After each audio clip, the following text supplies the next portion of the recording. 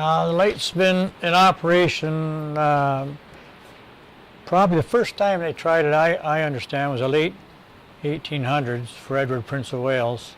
It was a very weak effort, but I guess that was the first time.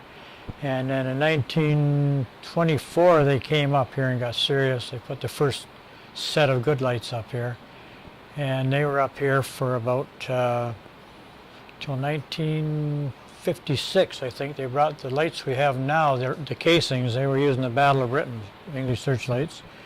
And the company had put a color changer on the front with 5 colors in it. And that was red, blue, amber, I think green, and magenta. They dropped the magenta later on because it was just like the red, so then we went with 4 colors for a long time. And that stayed for about till 1976 when they brought the, had to put a bulb in because we wouldn't get parts, carbon arc parts anymore. And that was a xenon lamp designed for Cape Canaveral or Cape Kennedy. And that put out about 500 million candle of power, 4,000 watt bulb. And it takes about 7 years to make those bulbs in Germany. And they were good. They were maybe anywhere from $1,600 to $1,800 a piece, I'm not sure. And they're rated for 1,000 hours guaranteed. Anything less, it's prorated. They'll give you so much back on unused time. And that's the power source we have now. Put the white lights on for 10 minutes. And I put the American colors on the American Falls for about 5 minutes, and then the same Canadian colors on the Canadian Falls.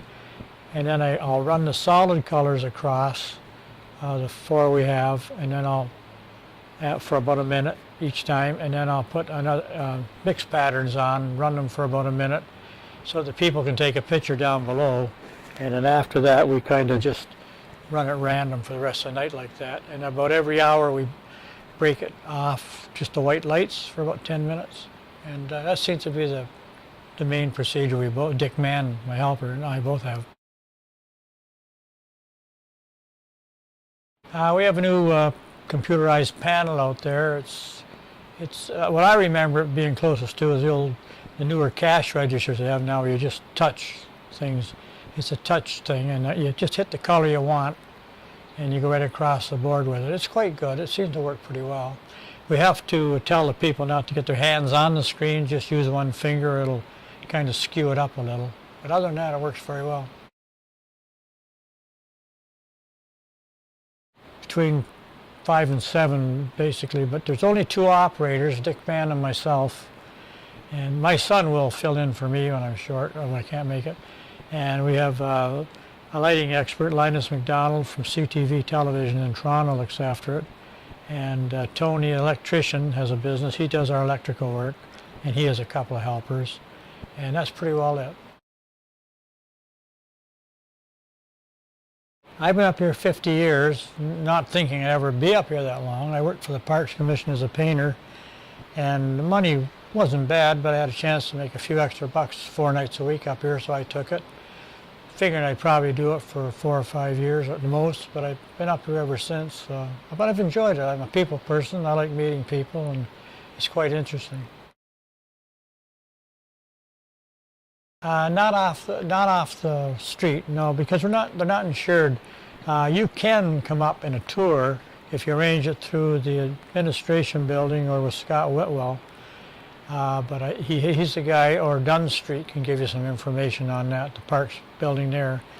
But we have mainly tours, Japanese tours, European tours, and they're all pre-arranged. We just open the door for them, and we've taught all the drivers how to work the panel, and they show them that.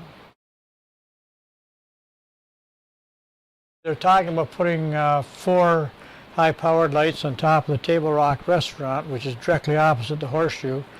We don't have any lights that go into the middle of the horseshoe, so they just light up the perimeters because of the excessive spray in the middle. The old carbon arc lights had more volume of light, and they would fill it in pretty good.